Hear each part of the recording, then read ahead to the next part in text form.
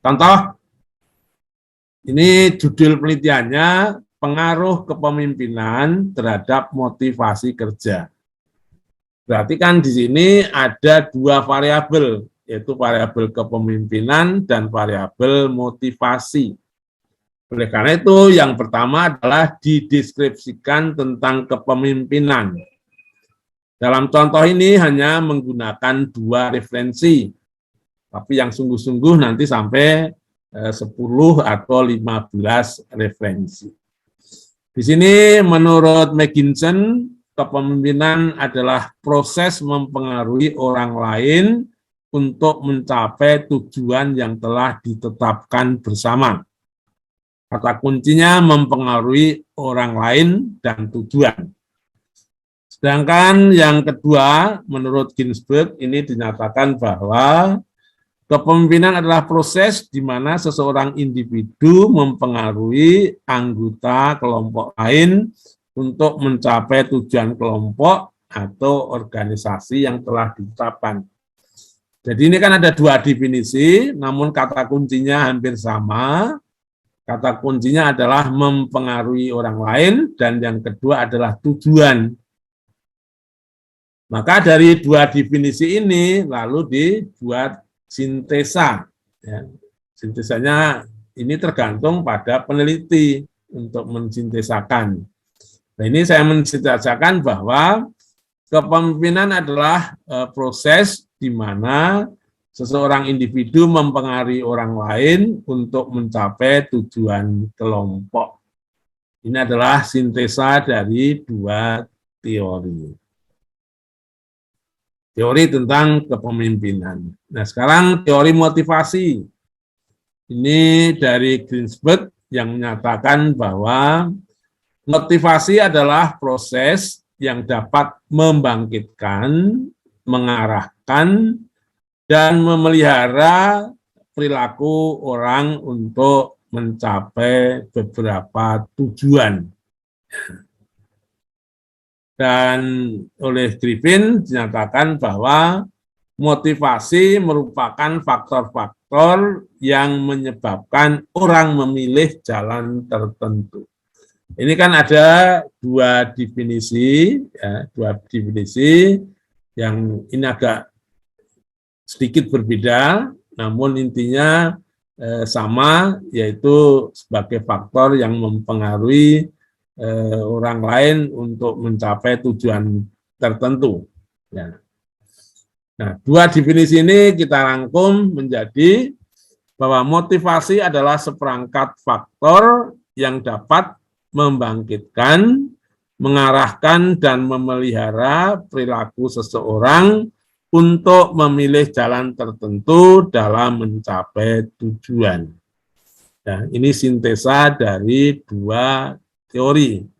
Nah, sekarang kita kan sudah punya sintesa dua variabel, sintesa dari variabel X yaitu kepemimpinan dan sintesa dari variabel Y yaitu tentang motivasi.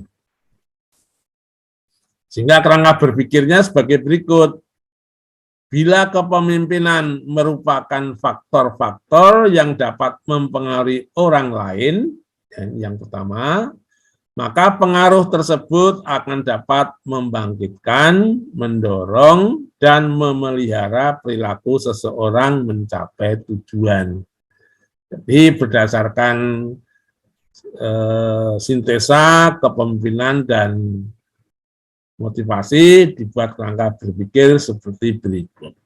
Nah, dengan kerangka berpikir ini, maka hipotesisnya adalah bahwa kepemimpinan berpengaruh positif dan signifikan terhadap motivasi kerja.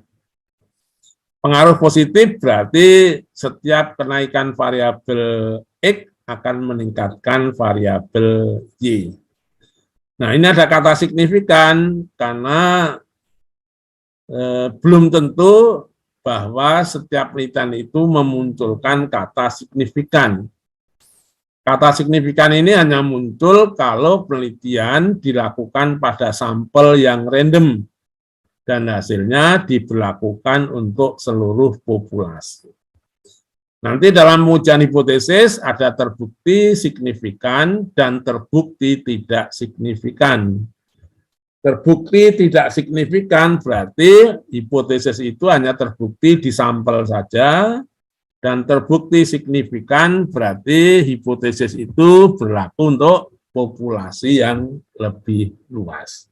Ini ya Bapak Ibu tentang contoh menggunakan teori, ada deskripsi teori, kerangka berpikir, dan hipotesis. Dan mudah-mudahan ini menginspirasi teman-teman kalau ingin membuat judul yang menggunakan kata pengaruh. Nah, biasanya landasan teori itu kalau di laporan atau proposal penelitian ini ada di bab 2. Maka dalam chapter ini ada deskripsi teori, ada kerangka berpikir, dan ada hipotesis. Nah, tentu deskripsi teori ini tergantung jumlah variabelnya.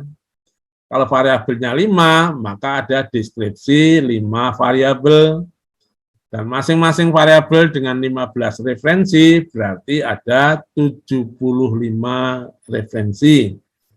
Nah, setelah itu diperlah kerangka berpikir. Nah, apakah kerangka berpikir itu akan dilihat satu variabel ke variabel yang lain atau sifatnya dibuat dalam variabel gandanya, independen variabel ganda. Setelah itu juga ada hipotesis ya. Jadi tadi membaca dan menuliskan di bab 2 ini.